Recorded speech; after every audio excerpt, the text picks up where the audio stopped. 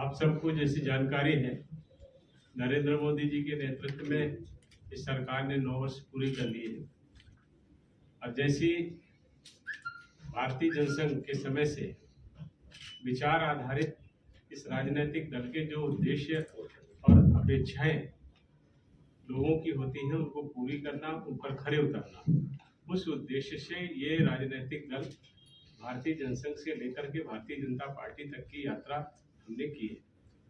और उसी क्रम में जब 2014 में नरेंद्र मोदी जी के नेतृत्व में इस देश में भारतीय जनता पार्टी नीत एनडीए की सरकार बनी, तो हमारी सरकार ने यह तय किया कि लोगों के जीवन में सकारात्मक परिवर्तन आने चाहिए।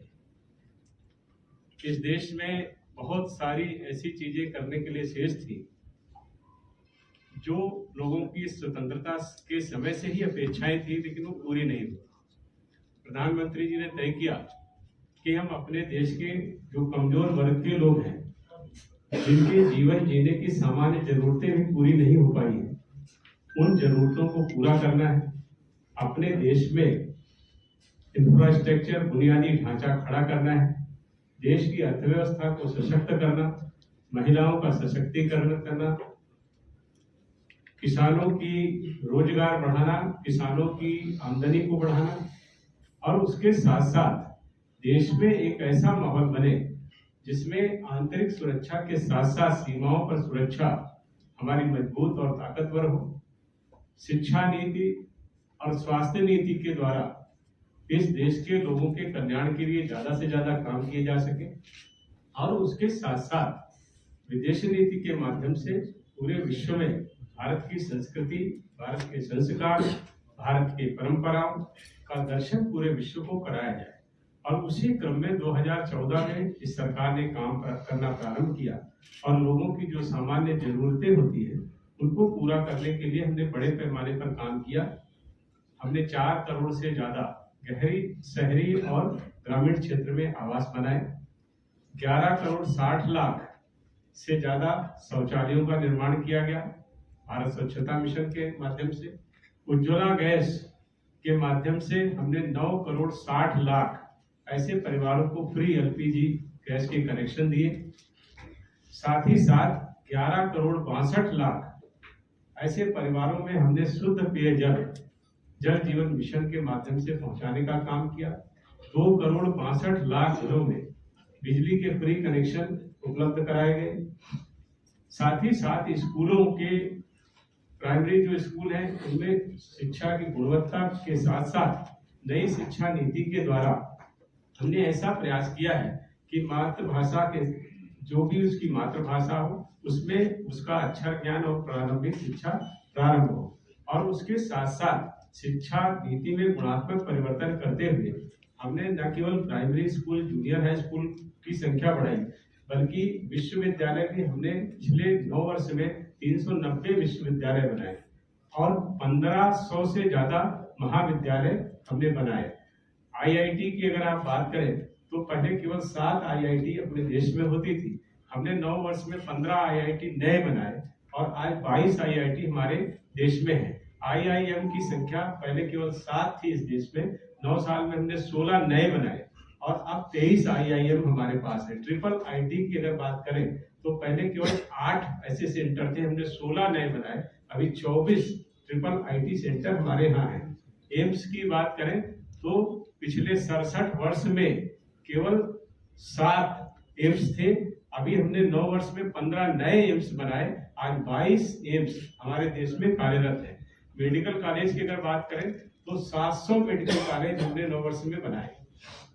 पहले उनकी संख्या इतनी थी कि जिसमें 690 के करीब मेडिकल कॉलेज थे, हमने 700 मेडिकल कॉलेज पिछले 9 वर्ष में बनाए। और जो एमबीबीएस के छात्रों की संख्या 70,000 के करीब होती थी, 69,000 कुछ की संख्या हमने नई जोड़ी, जिससे एमबीबीएस की हमारी सीटें बढ़ी हैं। और उसके साथ साथ महिला शिक्षा के लिए और दूसरी हमारी प्राइमरी शिक्षा है और उच्च शिक्षा या विदेशों में जो छात्र शिक्षा ग्रहण करना चाहें उनके लिए, पीएचडी के छात्रों के लिए, रिसर्च के लिए हमने नए नए आयाम खोले और उसमें डिजिटल पॉइंटिंग की भी हमने व्यवस्था की जिससे प्रत्येक विद्यार्थी को एक खुली छूट है, जिसके माध्यम से वो जैसी शिक्षा चाहे और जब चाहे एक साथ कितने विषय को पढ़ना चाहता है, ये उसकी योग्यता और क्षमता पर निर्भर करेगा। इस तरह से एक खुली शिक्षा व्यवस्था हमने बनाई। दूसरी तरफ अगर स्वास्थ्य की बात करें तो स्वास्थ्य के क्षेत्र में जहां हमने मेडिकल कॉलेज, पैरामेडिकल जो हमारे कोर्सेज होते हैं उनकी बात की है, वहीं हमने जन औषधि के 9000 से ज्यादा ऐसे दवा स्टोर खोले हैं जिस पर सस्ती दवाएं उपलब्ध होती हैं। मेडिकल कॉलेजों के साथ साथ डिस्ट्रिक्ट हॉस्पिटल में भी सीटी स्कैन की मशीनें, डायलिसिस के प्रत्येक जिले में हमने डायलिसिस सेंटर बनाने का काम भी किया है। उसके साथ साथ 1,50,000 से ज्यादा हेल्थ एंड वेलनेस सेंटर बनाए हैं और उसके माध्यम से गांव-गांव तक स्वास्थ्य की सुविधाएं पहुंचे, उसका काम किया है। और हमारा जो आयुष मंत्रालय है उसके माध्यम से भी हमने निरंतर योग शिक्षक के साथ साथ ऐसे आयुष के शिक्षकों की और उनके चिकित्सकों की दोनों व्यवस्थाएं लगभग हर जिले, और हर जिले में नहीं तो 2-3 जिलों के अंदर एक ऐसा अस्पताल हमने बनाने का प्रयास किया है। इस दृष्टि से अगर आप देखें तो लोगों की जहां जरूरतें पूरी हुई हैं, उनके जीवन में परिवर्तन आया है। वहीं हमने इंफ्रास्ट्रक्चर खड़ा करने के लिए, जैसे पहले 2014 तक एक दिन में केवल 12 किलोमीटर सड़कें बनती थी, अभी हम 37 किलोमीटर सड़क प्रतिदिन बना रहे हैं।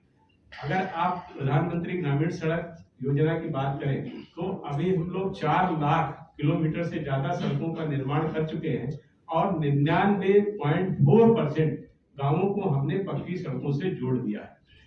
उसी तरह से बिजली के क्षेत्र में जल, घर में नल से जल ऐसे पहुंचे, उसके लिए हमने काम किया है। वहीं महिलाओं के सशक्तिकरण के लिए हमने महिलाओं का जहां शिक्षा में बेटी बचाओ बेटी पढ़ाओ दोनों बातें कही हैं। बेटी बचाओ का अभी असर आपको देखने को मिलने लगा है।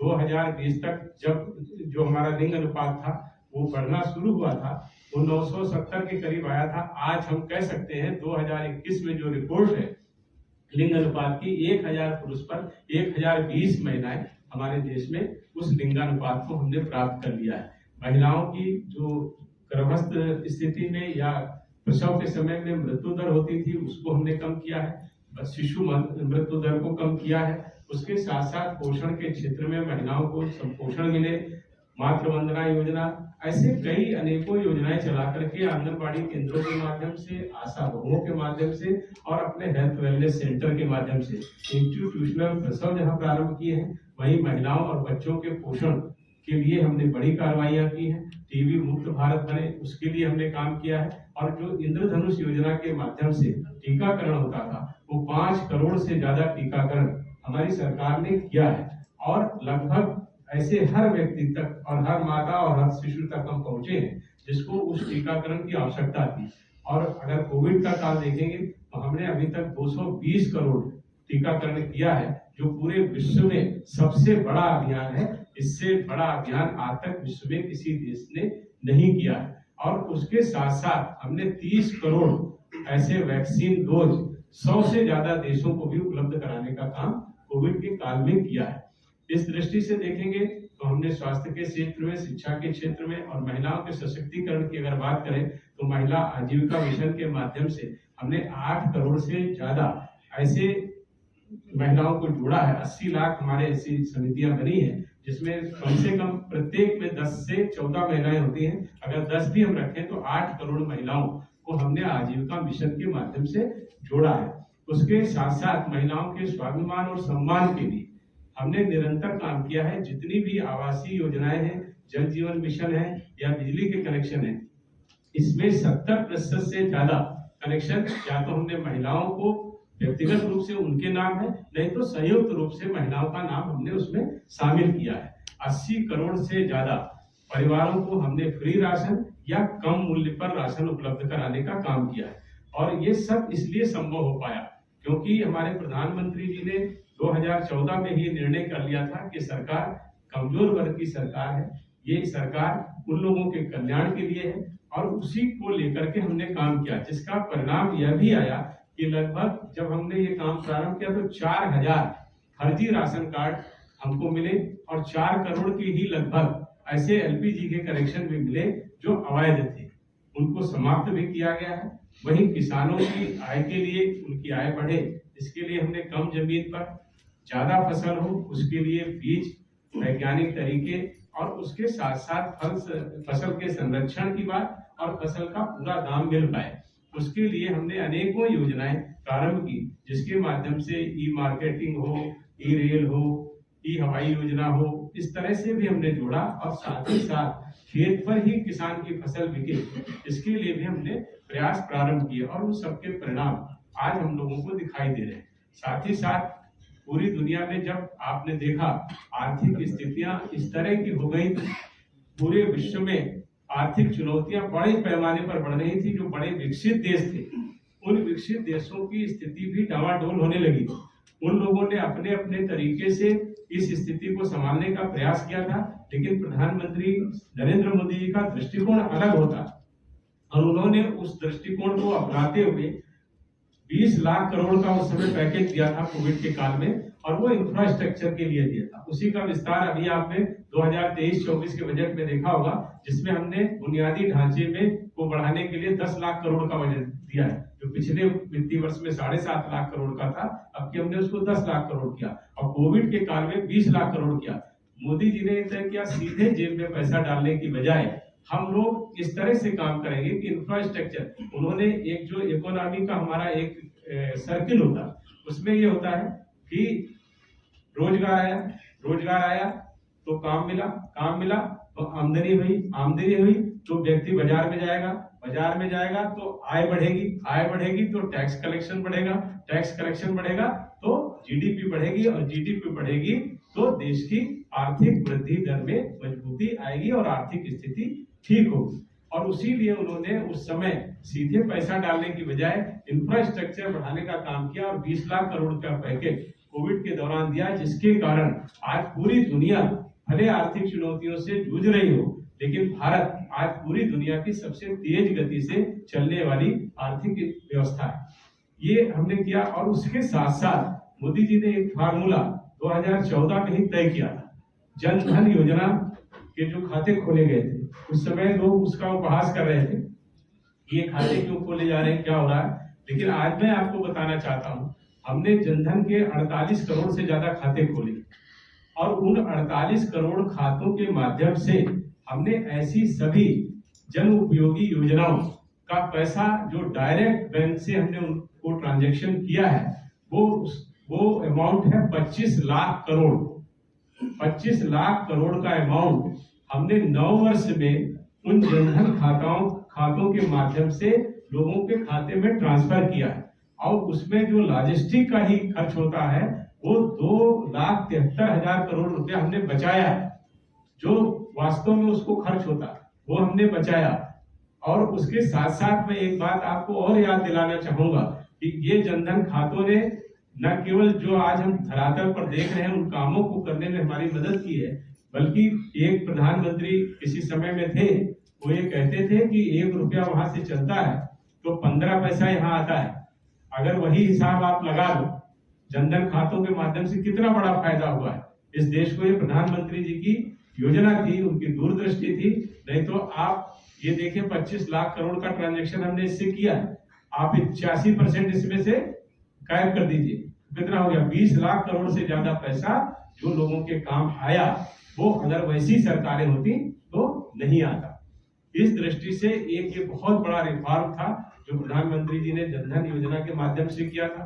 दूसरा, उन्होंने उसको आधार से जोड़ा था और उसके साथ साथ जो मोबाइल और जो हमने गांव-गांव में लगभग 1,98,000 ग्राम पंचायतों तक हम इंटरनेट उपलब्ध कराने की सारी बुनियादी व्यवस्थाएं कर चुके। उसका परिणाम ये हुआ, ये 25 लाख करोड़ का ट्रांजैक्शन हमने इस तरह से किया कि लोगों को उसका लाभ मिला और उसका प्रतिफल ये हुआ है।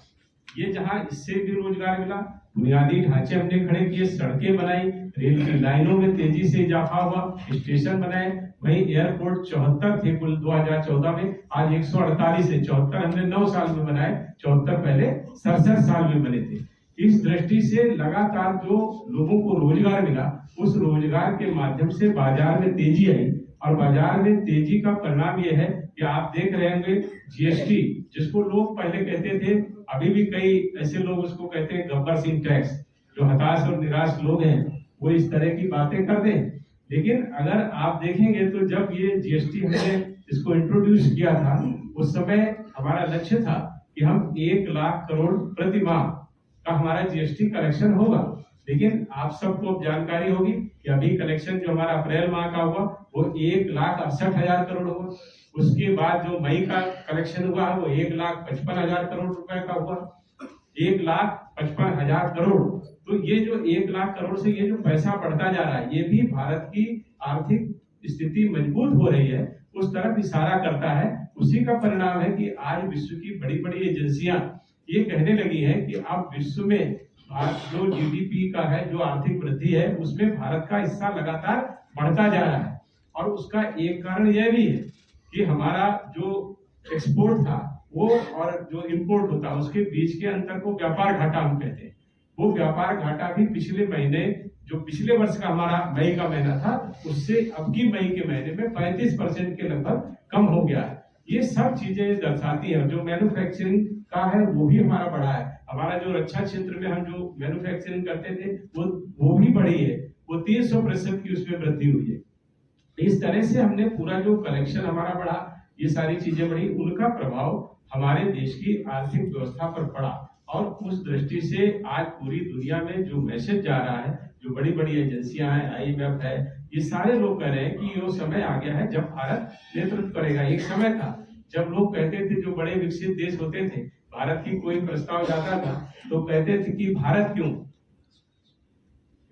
भारत क्यों। आप कहते हैं भारत क्यों नहीं। ये जो बदलाव आया है ये 9 वर्ष में आया है। एक समय था 9 वर्ष पहले जब लोग कहते थे किसी योजना में कि भारत क्यों, और 9 साल बाद दुनिया का हर देश इतना आकर्षित है भारत की तरफ और भारत की व्यवस्थाओं की तरफ, वो कहता भारत क्यों नहीं।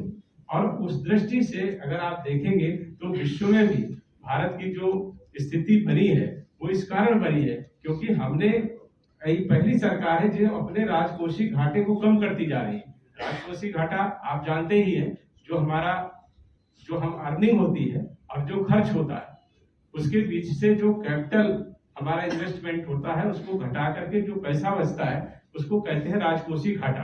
राजकोषीय घाटा तब हमारा ज्यादा हो जाता है जब हमारा टैक्स का कलेक्शन कम हो जाए। जब हमारी अर्निंग कम हो जाएगी तो राजकोषीय घाटा बढ़ता जाता है, लेकिन अगर हमारी अर्निंग बढ़ती जाएगी तो राजकोषीय घाटा कम होता जाता है। तो वो जो मैंने कहा जीएसटी का कलेक्शन 1 लाख की बजाय 1,67,000 करोड़ हुआ, 1,55,000 करोड़ हुआ, ये हमारा बढ़ता जा रहा है। इससे अगर आपने पिछले हफ्ते की रिपोर्ट देखी होगी तो उसमें ये स्पष्ट रूप से आया है कि भारत अपने राजकोषीय घाटे को नियंत्रित करने में सफल हो रहा है। और जो अनुमान था साल खत्म होते होते हम उस राजकोषीय घाटे को और कम ले जाएंगे। ये सारी चीजों ने दुनिया में हमारी स्थिति को, जहां आर्थिक रूप से एक ताकतवर देश के रूप में दुनिया के सामने प्रस्तुत किया है, वहीं हमारे देश की सांस्कृतिक धरोहर, हमारी परंपराएं, हमारे ज्ञान, हमारी शिक्षा और हमारा जो भी आध्यात्मिक दृष्टिकोण था, उस दृष्टिकोण को पूरे विश्व ने पहचाना है। लोगों को अभी लग रहा है कि भारत को पूरी दुनिया देख रही है। इस समय पूरी दुनिया भारत की तरफ आकर्षित है, लेकिन ये एक दिन में नहीं हुआ है। 9 वर्ष में बहुत सारे देशों में हमारे प्रधानमंत्री स्वयं गए, कहीं पर विदेश मंत्री गए, कहीं अन्य मंत्री गए, कहीं अन्य अधिकारियों के द्वारा लगभग हमने पूरी दुनिया को नाप लिया है। और पूरी दुनिया में हर देश में भारत के लोग जाकर के भारत की संस्कृति के विषय में चर्चा किए हैं। और ये बहुत ही हर्ष का विषय है कि आज भारत के 3 करोड़ से ज्यादा लोग दुनिया के 42 देशों में रहते हैं और उनसे हमारा सीधा संपर्क है। ये जहां हमने एक तरफ पूरी दुनिया को नापा, पूरी दुनिया में भारत की संस्कृति का प्रचार किया, वहीं एक समय था जब लोग भारत की संस्कृति को हीन मानते थे। हमारे देश में ही रहने वाले लोग भारत को इस तरह से विश्व के सामने प्रस्तुत करते थे जिससे भारत एक कमजोर देश के रूप में पूरी दुनिया में उसकी ऐसी इमेज बन गई थी। लेकिन जैसे ही हमारी सरकार बनी, हमने भारत की ताकतों का प्रदर्शन विश्व के पटल पर किया और आज पूरी दुनिया में भारत आकर्षण का केंद्र है। लोग भारत की तरफ देख रहे हैं और लोगों को भारत की संस्कृति वसुधैव कुटुंबकम, ये पूरा विश्व हमारा परिवार है, उसकी दृष्टि से उनका ये विचार है कि ये विश्व के कल्याण के लिए काम करने वाले लोग हैं। अगर भारत बढ़ेगा तो दुनिया आगे बढ़ेगी। और उसका प्रदर्शन का सबसे बड़ा माध्यम हमारे प्रवासी भारतीय होंगे। उन प्रवासी भारतीयों पर पहले की सरकारों ने वो ध्यान नहीं दिया। हमारे प्रधानमंत्री जी ने हर एक चीज को बहुत सूक्ष्म तरीके से किया है। उन्होंने प्रवासी भारतीयों से न केवल सतत संपर्क रखा, अपने देश में उनके यहाँ पर हमने उनके सम्मेलन आयोजित किए, वो जहाँ जाते हैं वहां प्रवासी भारतीयों से मिलते हैं। उस सब से ये बातें आई कि भारत के जो हमारे बाहर रहने वाले लोग हैं वो एक तरह से भारत की संस्कृति के परिचायक बने, और उन्होंने वहां पर भारत की संस्कृति को आगे बढ़ाने में बहुत बड़ा योगदान किया। अभी हमने उत्तर प्रदेश सरकार के माध्यम से एक पायलट योजना शुरू की। हमारी सरकार ने प्रवासी जितने लोग हैं, अगर वो अपने गांव में कोई ऐसा काम करना चाहते हैं अपने पूर्वजों के नाम से जो उनके गांव के लोगों के लिए, इस देश के लिए सहायक हो, तो हमारी सरकार ने घोषणा की है, उत्तर प्रदेश की सरकार ने ये पायलट प्रोजेक्ट किया है कि हम उसको जमीन भी फ्री देंगे और जितना खर्च आएगा उसका 40% खर्चा जमीन के अलावा सरकार वहन करेगी। इस तरह से हमने प्रवासियों को एक तरह से अपने देश की संस्कृति से जोड़ा, देश की मिट्टी से जोड़ा, और उस सब का परिणाम आज पूरे विश्व में जहां भारत का सम्मान बढ़ रहा है, जहां हमने G20 का एक बड़ा हमारे पास आयोजन था, उसमें 121 से ज्यादा देश इस समय भाग ले रहे हैं। हमने अभी श्री अन्न की जो योजना थी 2021 में, हमारे प्रधानमंत्री जी ने श्री अन्न को, पहले हम लोग मोटा अनाज कहते थे, प्रधानमंत्री जी ने ऐसे बहुत सारे शब्दों को बदला। जो हमारे ऐसे भाई बहन होते थे जिनमें अलग प्रकार के होते थे, उनको लोग पहले विकलांग कहते थे, लेकिन हमारे प्रधानमंत्री जी ने उनको दिव्यांग नाम दिया। वैसे ही श्री अन्न जो ज्वार बाजरा ऐसा अनाज होता है, इसको लोग मोटा अनाज कहते थे, उन्होंने उसको श्री अन्न नाम दिया। और श्री अन्न नाम ही नहीं दिया, संयुक्त राष्ट्र के सामने एक प्रस्ताव रखा कि श्री अन्न का प्रचार प्रसार दुनिया में होना चाहिए, ये विश्व के स्वास्थ्य के लिए अच्छा है। और उसका परिणाम यह हुआ कि 72 देशों के समर्थन से संयुक्त राष्ट्र ने इसी 2023 के वर्ष को श्री अन्न वर्ष घोषित किया। ये भारत की बढ़ती हुई ताकत का परिचायक है। जहां योग दिवस को पूरे दुनिया में 172 देशों का समर्थन मिला, पूरी दुनिया में 21 जून को योग दिवस मनाया जाता, ये हमारी ताकतें थी। अध्यात्म के, योग की, संस्कृति की, संस्कार की, इसकी बात ही पहले की सरकारें नहीं करती थी। लेकिन हमारी सरकार और हमारी पार्टी विचारों से जुड़ा हुआ एक राजनीतिक दल है। तो इस दृष्टि से हम निरंतर ऐसे प्रयास करते हैं कि हमारे देश में रहने वाले लोगों की जरूरतें पूरी हो, उनकी सुविधाएं बढ़े, उनके लिए अच्छी शिक्षा, अच्छी चिकित्सा, अच्छे परिवहन के साधन, ऐसी व्यवस्थाओं के साथ साथ हमारी आर्थिक व्यवस्था भी पूरी अच्छी हो, आंतरिक सुरक्षा हो, सीमाओं की सुरक्षा हो, और पूरी दुनिया में भारत का सम्मान बढ़े। उस दृष्टि से नववर्ष में हमने बहुत बड़ा परिवर्तन प्रधानमंत्री मोदी जी के नेतृत्व में हमने किया है। उसी को मैं बताने के लिए आपके बीच में आया था। आप सब आए, आपका बहुत स्वागत, अभिनंदन, धन्यवाद।